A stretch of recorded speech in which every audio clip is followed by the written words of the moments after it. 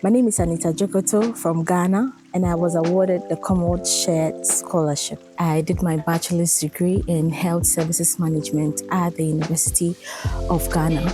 And then from there, I had the opportunity to work with the healthcare organization as an administrative assistant. But after that, I also had a passion for public health. So I wanted to be at the public health department. But then during that time, I didn't really have what it takes to become a public health officer. So then I said to myself that I had to pursue a master's in public health in order for me to come back and then apply to the role I've always wanted to apply to. So what inspired me was, first of all, my quest to apply for the role of a public health officer. And secondly, I knew finances was a bit of a challenge for my family. So I just had to look for an opportunity which will sponsor me throughout my educational journey. I then chanced on a friend on LinkedIn who had won the scholarship, and then he guided and led me through all the processes, and I applied for the scholarship, and thankfully I was awarded the scholarship. The scholarship covers my full tuition and also gives me a monthly stipend. It's also empowering me with the knowledge and skills to also go and give back to my home country, Ghana. How did I feel when I was awarded a scholarship? It was exciting. It was a mixed feeling. I didn't believe in myself because Commonwealth Scholarship is a very tough and a very competitive one.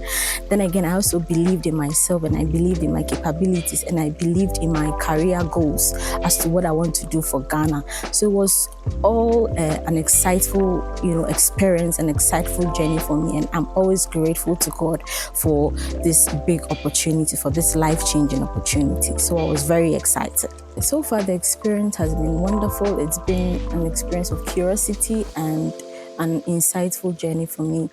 Curiosity in the sense that, looking at how the education system here is in the UK and looking at how the education system is back home, I was a bit of curious as to how I was going to juggle my ways around education system here. But then so far, it's been a wonderful one. And it's been a wonderful journey on the course. Public health has always been a passion, and then doing modules like social perspective on health and health policy, epidemiology, advanced research have really impacted me. And now I already feel like a pro in a public health, space. And on the other hand, an experience has also been, the kind of culture, the kind of people I have met. I have come across people from various backgrounds, countries like Tanzania, Malawi, Kenya, Nigeria has also broadened my perspective as to how life is. So far, it's been a brilliant, experience for me. The scholarship has positively impacted me as well as the university.